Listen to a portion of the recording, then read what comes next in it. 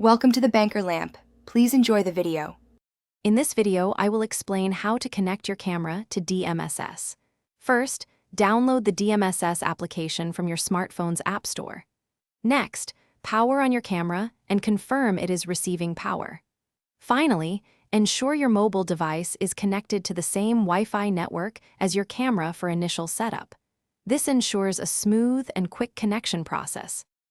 Now, open the DMSS app and locate the plus icon in the upper right corner to begin adding your device. You can easily scan the QR code found on your camera or its packaging. If scanning isn't an option, manually enter the serial number. Then, select your specific device type and proceed with the guided on-screen instructions. For network configuration, select your home Wi-Fi network from the list provided in the app. Carefully enter your Wi-Fi password to ensure a secure connection. The DMSS app will then automatically configure your camera's network settings.